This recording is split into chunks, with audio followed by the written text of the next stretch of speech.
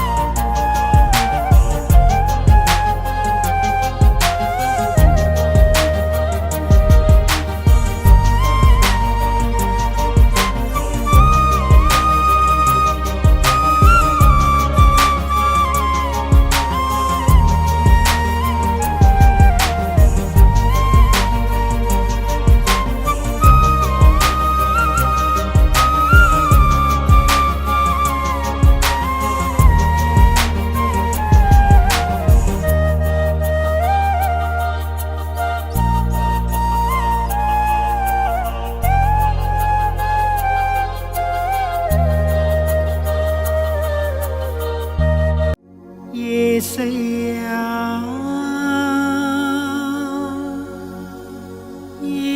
యేసయ్యా యేసయ్యా యేసయ్యా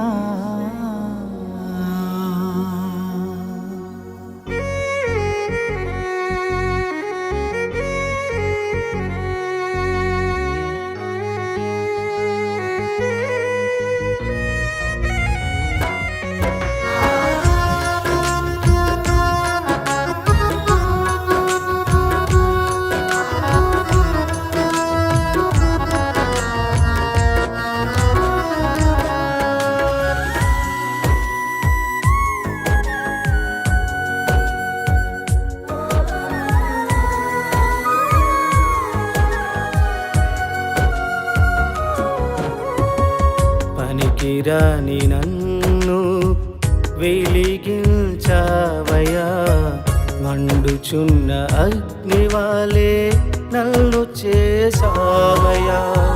పనికిరాని నన్ను వెలిగించావయ్యా, మండుచున్న అగ్నివాలే నన్ను చేసావయ్యా. ఏమిచ్చి నీ రుణం తీర్చగలనయ్యా, మరణము వరకు నీ సాక్షిగా బ్రతికెదనయ్యా. ఏమిచ్చి నీ రుణం తీర్చగలనయ్యా, మరణము వరకు నీ సాక్షిగా బ్రతికెదనయ్యా. యేసయ్యా యేసయ్యా యేసయ్యా యేసయ్యా యేసయ్యా యేసయ్యా యేసయ్యా యేసయ్యా. గొలియాతుతో యుద్ధం చేసినప్పుడు దావీదు గొలియాతుని జయించాడు. జయించొచ్చిన తర్వాత స్త్రీలు పొగిడారట, దావీదు 10,000 కొలది, సౌలుకి ఏమొచ్చిందట? అసూయ. ఏమొచ్చిందండి? అసూయ వచ్చింది. ఎందుకని? దావీదును 10,000 కొలది అన్నారు, సౌలునేమో. ఇప్పుడు బాగా ఆలోచించండి. గొలియాతు రొమ్ము చరుచుకుని, రే ఇశ్రాయేలు ప్రజలు దమ్మున్న మగాడు ఎవరైనా ఉంటే రండ్రా యుద్ధానికి అని అంటే, సౌలు ఎక్కడున్నాడు? లోపల కూర్చుని గజగజ వణికిపోతూ, అమ్మ బాబోయ్ ఆ గొలియాతు గారు అంటున్నాడు ఏంట్రా నాయన, ఆయన మనం ఎక్కడ గెలుస్తాం అని చెప్పి ఎవరికి వాళ్ళే భయపడిపోతా ఉంటే దావీదు వచ్చాడు. దావీదు బొడ్డోడే కదా, చిన్నోడు. వచ్చాడు. వచ్చి చూసేసరికి అందరూ గజగజ వణుకుతున్నారు. దావీదు అన్నాడు, ఏంటి ఏం జరుగుతుంది ఇక్కడ అంటే, ఇది సోన్సో విషయం ఇది అన్నారు. అంటే చూశాడు, వీడంతా ఇటు బ్రతికెంత ఆఫ్టర్ ఆల్ అన్నాడు. అనేసరికి సౌలు దగ్గర తీసుకెళ్ళారు. రాజా నేను చంపేస్తా అంటే సౌలుకు డౌట్ వచ్చింది. ఎందుకని? వీడి హైట్ ఏంటి, వీడి మాటలు ఏంటి, వీడి పరిస్థితులు ఏంటి? 6 మూల జానడ కలిగిన వ్యక్తిని సౌలు చంపేస్తాడా? దావీదు చంపేయగలడా? మేమే గజగజ వణుకుతున్నాం కదా అనే ఫీలింగ్లు ఎవరున్నారు? సౌలు ఉన్నాడు. కానీ దావీదు రోషన్ చూడండి. ఎందుకంటే దావీదు ఎవరిపై ఆధారపడ్డాడు? రోషం కలిగిందండి. ఇంత త్వరలు చరుస్తూ ఉంటే, ఇంత రెచ్చగొడతా ఉంటే దేవుని పక్షాన ఒక్కడు కూడా రావట్లేదని చెప్పి దావీదు దేవుడి పక్షాన యుద్ధం చేయడానికి బయలుదేరితే చంపేశాడు లేదు గొలియాతుని? చంపేశాడు కదా. అంటే ఇప్పుడు పొగడ్డానికి అర్హుడా కాదా? ఒకవేళ నీకు అంత అసూయ చేస్తే యుద్ధం ఎవరు చేయాలి? అసలు వాస్తవానికి అందరూ భయపడినప్పుడు ముందు ఎవరు ఉండాలా? ఎందుకని? రాజు ముందు ఉండాలా. కుటుంబంలో సమస్య వచ్చినప్పుడు ముందు ఎవరు ఉండాలా? యజమానుడు ఉండాలా. కుటుంబంలో సమస్య వచ్చినప్పుడు ఎందుకు ఈ ఆర్థిక సమస్య నుంచి బయటకు వస్తాం, ఏమి ఇబ్బంది పడాల్సిన అవసరంలా, ఈ సమస్య నుంచి మనం బయటకు వస్తాం అని భర్త ధైర్యం చెప్పాలా, కుటుంబ యజమానుడే ధైర్యం చెప్పాలా. అంతేగాని కొంతమంది ఏం చేస్తారండి? కృంగిపోయే వాళ్ళు ఉంటారు. ఏం చేస్తారండి? కొంతమంది కృంగిపోతారు. కానీ యజమానుడు ముందున్న నాయకుడు ఎప్పుడు కృంగిపోవడానికి వీలు. దావీదు యుద్ధం చేశాడు. యుద్ధం చేసిన తర్వాత వాళ్ళు పొగిడేసరికి సౌలు ఏమొచ్చిందండి? గట్టిగా చెప్పాలా? సౌలుకు అసూయ వచ్చింది. మూడో కారణం ఏంటంటే అసూయ రావడం వల్లే. అందుకనే సౌలు అసూయ పడే కొలది దావీదు కుటుంబం ఏం చేయబడిందండి? ఇప్పుడు బాగా చెప్పండి. మన జీవితాల్లో కూడా మనం మంచి ఇల్లు కట్టుకుంటే, మంచి బట్టలు కట్టుకుంటే, మంచి ఉద్యోగం వస్తే, వ్యాపారం అభివృద్ధి అయితే మనం చూసి ఏడ్చే వాళ్ళు ఉంటారా? కొంతమందికి కళ్ళు కుట్టేస్తాయి. అంతెందుకండి, ఆత్మీయంగా మందిరాల్లో కూడా ఎవరైనా మంచిగా పాటలు పాడే వాళ్ళు ఉండొచ్చు, మంచిగా ఆరాధన చేసే వాళ్ళు ఉండొచ్చు, మంచిగా ప్రార్థించే వాళ్ళు ఉండొచ్చు. వాళ్ళని చూసినప్పుడు కొంతమంది పాడే వాళ్ళని చూసి ఏమొస్తుందండి? కొంతమంది వాక్యం చదివే వాళ్ళని చూసి ఏమొస్తుంది? మీకు అర్థమైందా? నువ్వు చెయ్యలేని పని ఇంకొకరు చేస్తే నువ్వు అప్రిషియేట్ చేయాలా. ఏం చేయాలా? అప్రిషియేట్ చేయాలా. కొంతమందికి అప్రిషియేట్ చేసే గుణం అసలు ఉండనే. నేను మళ్ళీ చెప్తున్నాను, మన జీవితంలో కంపల్సరీగా అప్రిషియేషన్ అనేది చాలా ఇంపార్టెంట్. ఇప్పుడు దావీదు వాస్తవానికి గెలిచి వచ్చిన వెంటనే సౌలు ఏమనాలా? సబాష్ దావీదు, మా వల్ల కాలా, నువ్వు సాధించావు అని చెప్పితే సౌలును కూడా గొప్పగా చూసేవాడు ఎవరు? దేవుడు. ఎవరండి? దేవుడు. కానీ మనసులో ఏమొచ్చింది అతనికి? మన జీవితాల్లో ఎప్పుడైనా ఇలాంటి అసూయలు వచ్చాయా? ఎవరైనా మంచి పని చేస్తే మనం ఏం చేయాలండి? ఏం చేయాలా? ఇప్పుడు మీ తోటి సోదరులు ఎవరైనా మంచిగా పాడారనుకోండి, ఏం చేయాలి? వెంటనే చెప్పాలా? అప్రిషియేట్ చేయాలి. ఇంకో విషయం చెప్పనా, ఒకవేళ పాడలేదు, వాళ్ళకి సరైన స్వరం లేదు, పాడడానికి ఇంట్రెస్ట్ చూపించి ముందుకు వచ్చారనుకోండి, వాళ్ళ స్వరం బాగోకపోతే నవ్వొచ్చా? కొంతమంది పనికి మళ్ళీ బ్యాచ్ ఉంటారు, అబ్బా వచ్చిందండి గాడిదలాగా పాడుతుంది. వాళ్ళ క్యారెక్టర్ ఉందా? నువ్వు కరెక్ట్గా ఉన్నావా? పరిశుద్ధంగా ఉన్నావా?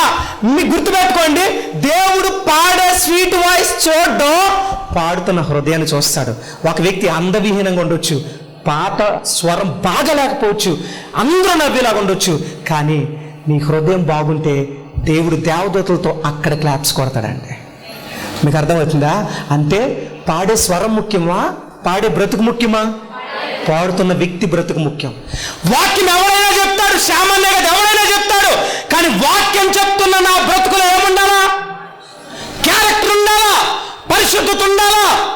మీకు అర్థం? లోకంలో ఒక మాట అంటారు, money is lost, something is lost, but character is lost, everything last.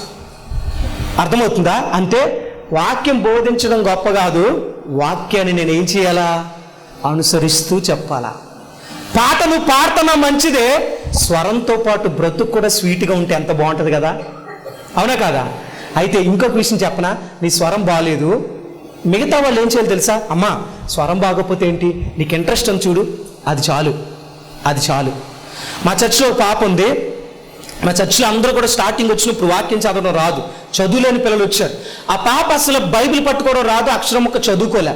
Encourage చేశాను, బైబిల్ చదువమ్మా, పాటలు పాడమ్మా అని ఎంకరేజ్ చేస్తే నెమ్మదిగా పాటలు పాడడం వచ్చింది, నెమ్మదిగా వాక్యం చదవడం వచ్చింది. 10th క్లాస్ కాదు కదా, 5వ తరగతి కూడా చదవలే, కానీ ఇప్పుడు బైబిల్ చదువుతుంది, వాక్యాన్ని బోధిస్తుంది. విచిత్రం చెప్పనా, 35 పాటలు రాసిందండి. 35 పాటలు. చదువులేని ఒక అమ్మాయి యూట్యూబ్లో ఉంది, పాట చూడొచ్చు. చదువురాని ఒక అమ్మాయి రాసి పాడింది ఎంతకని, కొత్త పాటలు. మీకు అర్థం? దాంట్లో ఒక పాట మీకు చరణం వినిపిస్తాను, మ్యూజిక్ ఏం అవసరం లేదు. మారు మనసు లేని జీవితము వ్యర్థమురా, మందిరానికి నీవు వెళ్ళినను మారు మనసు లేని జీవితము వ్యర్థమురా, మందిరానికి నీవు వెళ్ళినను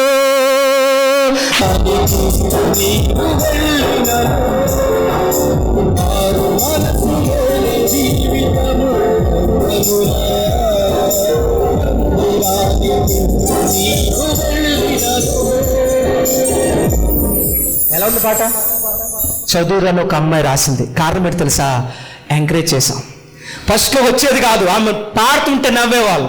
అలాంటి స్థితి నుంచి ఎంకరేజ్ చేస్తాను, పాడమ్మా, నీ స్వరం కాదు నీ క్యారెక్టర్ ముఖ్యం అని అంటే దాన్నే ఆసరాగా తీసుకుని బైబిల్ చదవడం మొదలుపెట్టింది. ఈ రోజు నేను లేకపోతే మా చర్చిలో కనీసం లేదంటే 10 మంది ఆడపిల్లల వాక్యం చెప్తారండి, నేను మీటింగ్స్కి వెళ్ళిపోయినా సరే. ఎందుకు అని అంటే ఎంకరేజ్ చేస్తాం. ఒకవేళ వాళ్ళు బాగా పాడకపోయినా శబాష్, బాగా ట్రై చేసాం అని చెప్పి అప్రిషియేట్ చేస్తే ఖచ్చితంగా మళ్ళీ ఏం చేస్తారు వాళ్ళు? కానీ దైవజనుడు మాట దాటి మాత్రం బయటికి వెళ్ళరండి. దైవజనుడు ఏం చెప్తే అది వింటారు. మీకు అర్థమవుతుందా? ఆత్మీయ జీవితంలో దైవజనుడికి లోబడితే వాళ్ళ జీవితాలు మారతాయి, దాంట్లో సందేహం లేదు. కానీ మిగతా సంఘస్థులైన సేవకులైన చేయాల్సిన ఒకే ఒక పని ఏంటంటే, ఎవరైతే బలపడుతున్నారో వాళ్ళని ఏం చేయాలంటే ప్రోత్సహించాలి. ఏం చేయాలండి? ప్రోత్సహించు, అప్రిషియేట్. మీకు ఒకటి తెలుసా, ఎవరికైనా సరే నాకు పొగడితే ఇష్టం లేదండి అంటారు, కానీ ఇష్టం లేని వాళ్ళు ఉంటారా? ఇప్పుడు ఎవరైనా మీరు చాలా బాగున్నారండి అన్నారు, మీ భర్త కుటుంబం, బయటోళ్ళు కాదు, బయటోళ్ళు పొగిడితే చెంప పగలగొట్టండి. ఇంట్లో వాళ్ళని చెప్పేది, నీ తల్లో నీ తండ్రో నీ అన్నో నీ చెల్లో తోటి సహోదరో పర్లా అడ్డమైనడు వచ్చి మీరు చాలా బ్యూటిఫుల్గా ఉన్నారు నువ్వెవర్రా అనాలా. అంతేగాని అబ్బా అద్దం ముందుకు వెళ్ళిపోయి నిజంగా బాగున్నాను అంటావా? నీ మొహం మీద తెలీదా? ఆలోచించండి. అప్రిషియేషన్ అనేది ఎవరు చేయాలో వాళ్ళే చేయాలి. అర్థమవుతుందా? ఇప్పుడు మీరు బాగా చదువుతున్నారు అనుకోండి, మీ తల్లిదండ్రులు ఖచ్చితంగా ఏం చెప్పారు? బాగా చదువుతున్నామ్మా, నీకేం కావాలి చెప్పు కొంట అంటే పిల్లలు ఇంకేం చేస్తారు చెప్పండి? చదువుతారు. అరే నువ్వు ఈ సంవత్సరం పాస్ అయ్యావనుకోరా నీకు బండి కొంట, ఈ సంవత్సరం పాస్ అయ్యావనుకోరా ల్యాప్టాప్ కొంట, ఈ సంవత్సరం పాస్ అయ్యి అలా చెప్తే వాళ్ళకి ఏమొస్తుంది? ప్రోత్సాహం, ఎంకరేజ్ చేసిన వాళ్ళు అవుతారు. అర్థమవుతుందా? ఇప్పుడు కుటుంబాల్లో కూడా భార్య చక్కగా వండి పెట్టిందండి, వండి పెట్టి ముందు పెట్టింది. చాలా మంది భార్యలు ఏం చేస్తారంటే ఎలా ఉందో ఏంటని చూస్తారు. వీడు పంది పిల్లలు తినేస్తూ ఉంటాడు, సూపర్ ఉందా కర్రీ అని ఎప్పుడైనా చెప్పిన మొహమేనా? చెప్పాలా? ఎందుకని భార్య వంట రూమ్లో ఉత్సవం అంతా కూర్చుని వంట చేసిందండి. వంట చేసిన తర్వాత ముందు పెట్టినప్పుడు భర్త ఏం చేయాలా? అబ్బాయి ఏముంది అది దరిద్రంగా ఉన్నా మాట అనాలా? నిజమే చెప్తున్నా. అప్పుడు ఆమె తింటది కదా, తిన్న తర్వాత పాప మా ఆయన ఎంత మంచివాడో, ఇంత దరిద్రంగా ఉండినా ఉప్పు ఎక్కువ వేసినా కారం ఎక్కువ వేసినా తినేసి బాగుంది అన్నాడు తెలుస్తుంది. కానీ ఎప్పుడైనా కొంచెం పొగడాలుగా నీ భార్య ఎప్పుడైనా అందంగా చీర కట్టుకుంటే ఏమున్నావమ్మా అని అంటే గాల్లో అలా తేలుతుంది కదా. ఈడు పొగడ్డో బయటికి వెళ్తే ఆడెవడో పొగుడతాడు, అబ్బాయి ఏమున్నారండి అంటే ఈవిడేమనుకోడు తెలుసా? ఏం సుఖం ఆడి కనబడతాడా? ఆడికి వేస్ట్గా ఆడికి ఒక ముద్దు ముచ్చట మురుపు ఏం తెలీదు అనుకుంటారు అనుకోరా? బ్రదర్స్ గుర్తుపెట్టుకోండి, ఆవిడ ఎలా ఉన్నా సరే నువ్వు పెళ్లి చేసుకున్నావు, పెళ్లి చేసిన తర్వాత ఒకడు అంటాడు మా ఆవిడ తప్ప అందరూ అందంగానే కనబడుతున్నారండి. ఈ డైలాగ్ నువ్వు కొట్టావంటే మరి ఆవిడ ఒక డైలాగ్ కొడద్ది, మా ఆయన తప్ప అందరం కనబడతారు. అప్పుడు ఎలా ఉంటుంది? నీ బ్రతుకు కుక్కల చింపుని విస్తరైపోద్ది. గుర్తుపెట్టుకో. అందుకనే నీ కంటికి నీ భార్య అందంగా అనిపించాలా, నీ కంటికి నీ భర్తే. మీకు అర్థమైందా? మీ హీరో ఎవరంటే మీ ఆయన అయి ఉండాలి. అంతేకాని ఆడండి ఈడండి ఆడు పాట బాగా పాడుతున్నాడండి ఈ దిక్కుమాలి చెప్పకండి. అర్థం? కానీ అప్రిషియేషన్. నేను మళ్ళీ చెప్తున్నా, కుటుంబ జీవితం బాగుండాలంటే టెక్నిక్ ఏంటి చెప్పనా? అబ్బాయి మీ భర్త ఈరోజు మీటింగ్ బాగా రెడీ, ఏంటండి ఈరోజు మెరిసిపోతున్నారు అంటే ఇలాంటి పొగడుతూ నాకు ఇష్టం ఉండదు అంటాడు. కానీ మనసులో ఏముంటుంది? నిజంగా బాగున్నాను అనుకుంటా, మా ఆవిడ ఎప్పుడు పొగడదు ఈరోజు పొగిడింది అనుకుంటాడు కూడా. మీరు ఇప్పుడేం చెప్పనా? పొగడ్తా అంటే అప్రిషియేషన్ అనేది మనిషికి ఎనర్జీ ఇస్తుంది. ఏమిస్తుందండి? గట్టిగా చెప్పాలా? ఎనర్జీ ఇస్తుంది. అంతేగాని చాలా కుటుంబాలు పాడైపోయే కారణం ఏంటంటే పెళ్ళైన కొత్తలో మాత్రం గాల్లో అలా వెళ్ళిపోతూ ఉంటారు. గాల్లో మీరు ఎప్పుడైనా చూడండి, పెళ్ళైన కొత్తలో ప్రేమ ఎంత బాగుంటుంది. బండి మీద కూర్చుంటే అలా తుక్కుపోయి కూర్చుంటారు కదా, చెయ్యేసి కూర్చో అని ఆడు చెయ్యిలో హక్కుని మరీ కూర్చోబెట్టుకుంటాడు. ఓ సంవత్సరం మంది బొమ్మచా ఎప్పుడు మరి పెళ్ళైన కొత్తలో అలా ఇంకా దగ్గర కూర్చో. ఎన్ని సంవత్సరాలైనా కుటుంబ జీవితం బాగుండాలంటే కుటుంబాలు ఏముండాలి తెలుసా? అప్రిషియేషన్ ఉండాలి. ఏముండాలా అంటే పొగిడే తత్వం ఉండాలి. ఏ తత్వం ఉండాలా? కర్రీ చేసింది అనుకో ఖచ్చితంగా బాగుంది అనాలా. ఏదైనా టిఫిన్ చేస్తే మరి రోజు చెప్పమని కదా నా ఉద్దేశం. కనీసం వారంలో 1 రోజు 2 రోజులైనా ఏం చేయాలా? చెప్పండి గట్టిగా. చెప్పట్లేదేమో పాపం. మరి నీ భర్త ఇంకొక అమ్మాయి ఇప్పుడు దేవండి మీరు ఇంత హ్యాండ్సమ్గా ఉన్నారండి, మీ భార్య అదృష్టవంత, ఆవిడ చెప్తాను నువ్వు చెప్పట్లా.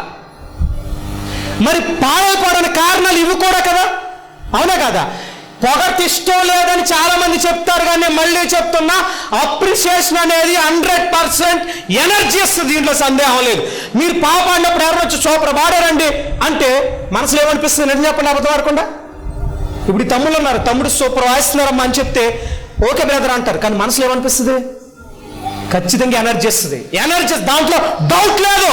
వాక్యం చెప్పే మేమైనా, పాట పాడే మీరైనా, పరిచయం చేసేవాళ్ళు సూపర్గా చేస్తున్నారని ఎంకరేజ్ చేస్తే ఏమవుద్దండి? ఇంకా చేస్తారుగా, చేస్తారు చేయరా? ఖచ్చితంగా చేస్తారు. అంటే అప్రిషియేషన్ అనేది చాలా, చెప్పండి గట్టిగా, గట్టిగా బట్ల అవసరమా కాదా? ఫాలో అవుతున్నారా? మరి అవ్వాలా? సౌలు అప్రిషియేట్ చేయలేదు, అందుకే ఏమయ్యాడు? చెప్పాలి గట్టిగా, పతనమయ్యాడు. ఏమయ్యాడండి?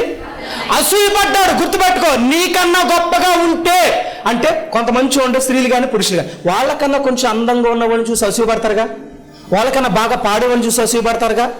పడొచ్చా? చెప్పండి. నేను మళ్ళీ చెప్తున్నా అండి, ఇక్కడ కూడి వచ్చిన వారైనా రేపు లైవ్ ద్వారా చూసేవాళ్ళని నేను చెప్పే మాట ఏంటంటే, మనం ఎలా ఉన్నామో అది మనకు అందమే. ఎందుకంటే ఈ రూపిచ్చింది ఎవరు? దేవుడు. చాలామందికి వాళ్ళ రంగు వాళ్ళకి నచ్చదు. కొంతమంది అద్దం ముందుకు వెళ్ళి తెగ బాధపడిపోతూ ఉంటారు, ప్రవ్వా కొంచెం ఇప్పుడు ఐటు పుట్టిస్తే నీ సొమ్మేం పోయింది ప్రవ్వా, మరి ఎంత పుట్టుగా పుట్టించావండి ప్రవ్వా, నిన్ను అలా పుట్టించడం ఎవరు చేస్తాం? ఇంకొంతమంది ప్రవ్వా మరి మసికొండలాగా ఇట్టేవంటి ప్రవ్వా, కొంచెం అలా రంగు పెంచితే నీ సొమ్మేం పోయింది ప్రవ్వా, కొంచెం మరీ అంత. దేవుడు ఏమంటారు తెలుసా? నీకు అది ఇవ్వడమే కరెక్ట్, ఎందుకంటే నువ్వు కొంచెం రంగు ఉంటే భూమి మీద ఆగవు. ఆయన తెలుసు ఆయనకి.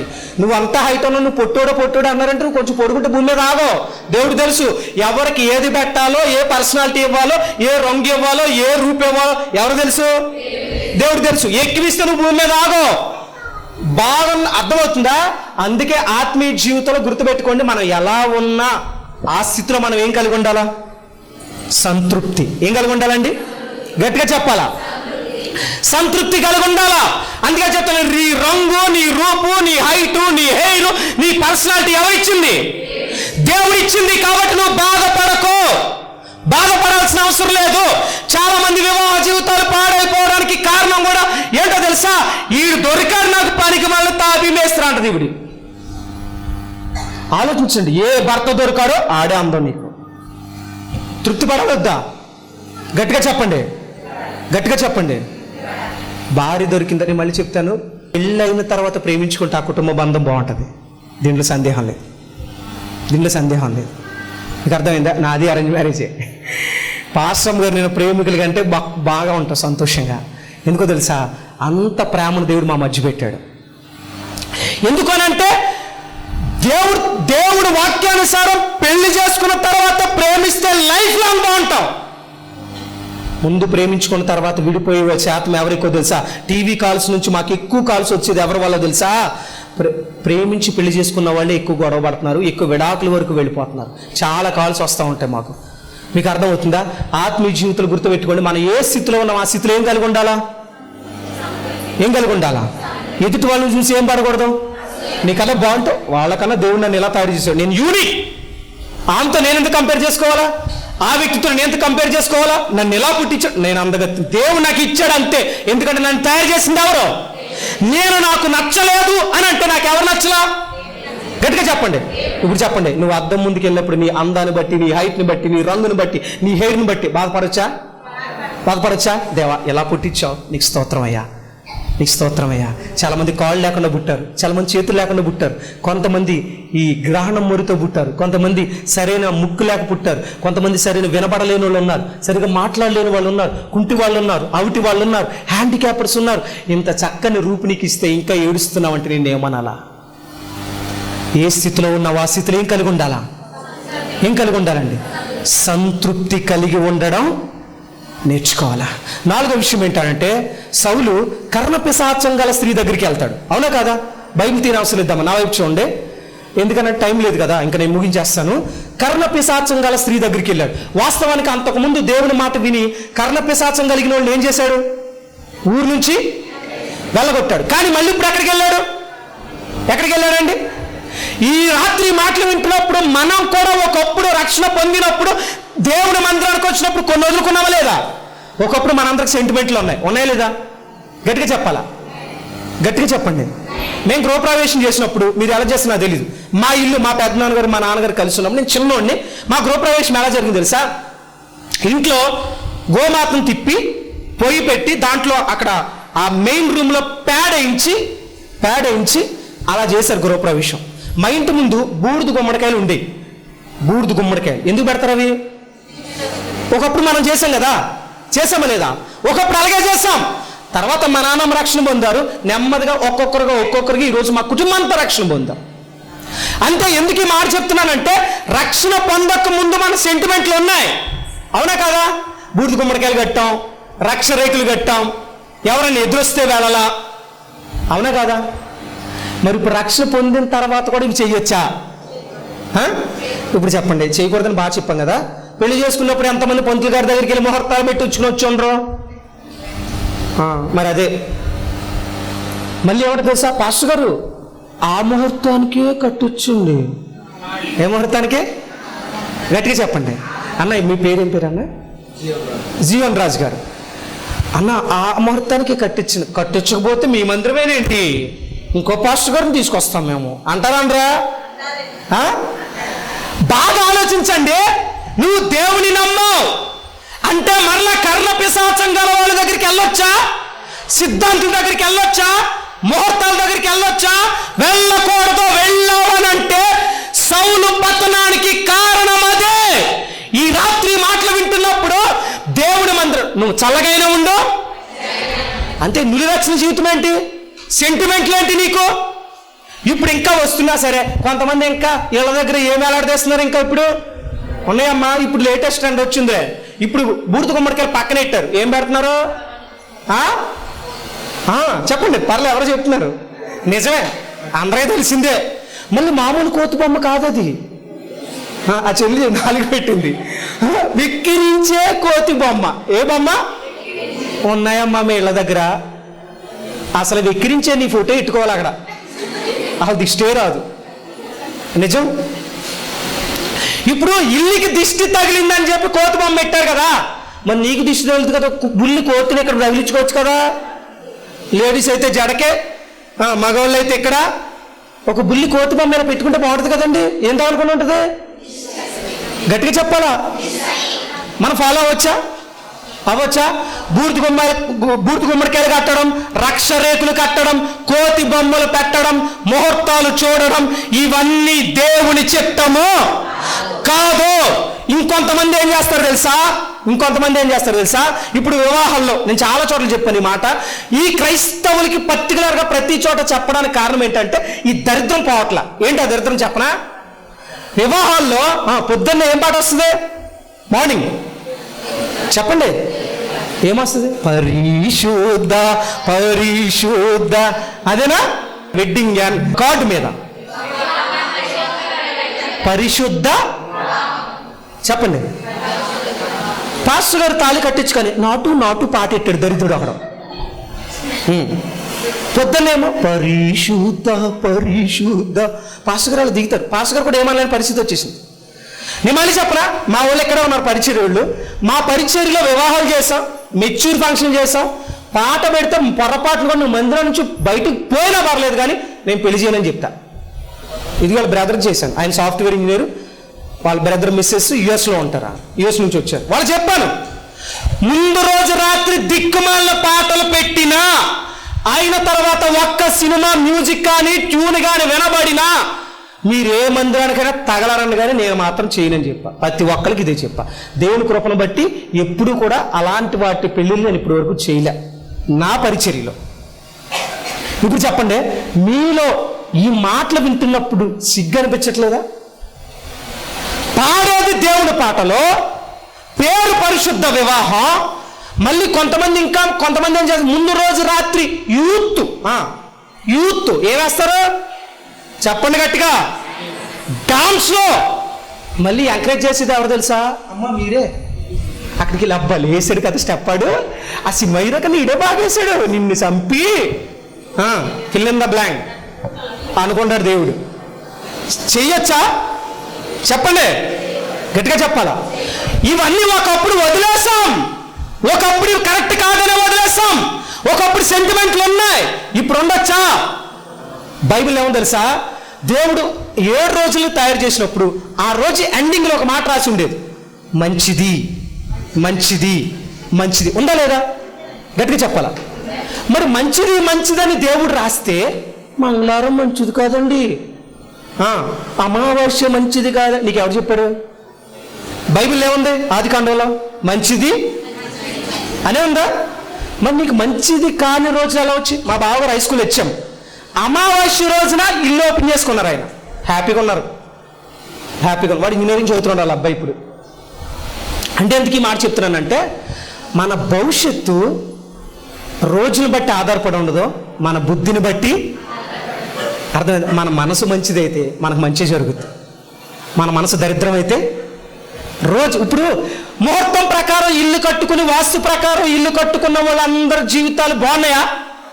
గట్టిగా చెప్పాలా? గట్టిగా చెప్పండి. నిజంగా ముహూర్తం ప్రకారం కట్టుకున్న వాళ్ళకి ఏ సమస్య లేదంటే ఫాలో అవడానికి నేను సిద్ధం. ఎందుకంటే మా ఇల్లు వాస్తు ప్రకారమే కట్టారు, ముహూర్తం పంతులు గారు ఎప్పుడు చెప్పారో ఆ పంతులు గారిని దగ్గర పెట్టుకుని మా ఇల్లు ఓపెన్ చేసాం. చాలా సమస్యలు ఫేస్ చేసాం, తర్వాత రక్షణ మార్గంలోకి వచ్చాం. మీకు అర్థమవుతుందా? ఈ యొక్క ఆధ్యాత్మిక కార్యక్రమంలో ఈ వాక్యం ద్వారా మీరు బలపడినట్లయితే ఈ కార్యక్రమాన్ని ప్రోత్సహించండి, బలపరచండి. అలాగే మీ సమస్యలు ఏమైనా తెలియచేయాలి అని ఆశపడితే ఈ స్క్రీన్పై స్క్రోల్ అవుతున్న నెంబర్లకు మీరు కాల్ చేయండి. అలాగే మీ ప్రార్థన అవసరాల కొరకు ప్రేయర్ చేయడానికి సేవకుడిగా నేను ఇప్పుడు సిద్ధంగా ఉన్నాను. అలాగే నా వర్తమానాలు మీ ప్రాంతాల్లో వినబడాలి అని ఆశపడితే ఎవరైనా సరే దైవ సేవకులు కానీ మరి ఎవరైనా ఈ స్క్రీన్పై కనబడుతున్న నెంబర్లకు మీరు కాల్ చేయొచ్చు అని ప్రభు పేరిట తెలియజేస్తున్నాను. అలాగే నా వర్తమానాలు మీరు ఇంకా వీక్షించాలి అని ఆశపడితే బ్రో ఎం శ్యామ్ అనే యూట్యూబ్ ఛానల్ ద్వారా కూడా నా వర్తమానాలు అనేకమైన యూట్యూబ్లో ఉన్నాయి కనుక వాటిని కూడా మీరు వీక్షించి ప్రభు యొక్క దీవెనలు పొందుకోవాలని, ఆధ్యాత్మికంగా బలపడాలని ప్రభు పక్షాన తెలియజేస్తున్నాను. ఈ దీన సేవకుడి కొరకు, ఈ దీన పరిచర్య కొరకు మీ యొక్క అనుదిన ప్రార్థనలో జ్ఞాపకం చేసుకోవాలని ప్రభు పేరిట మీ అందరినీ కూడా తెలియజేస్తున్నాం. God bless you, God bless you all. దేవుడు మిమ్మల్ని దీవించునుగాక. ఆమేన్. మా అడ్రస్ బేతేలు ప్రార్థనా మందిరం, ఇందిరా కాలనీ, జీడిపిక్కల ఫ్యాక్టరీ ఎదురుగా, దొండపూడి రోడ్, గోపాలపురం.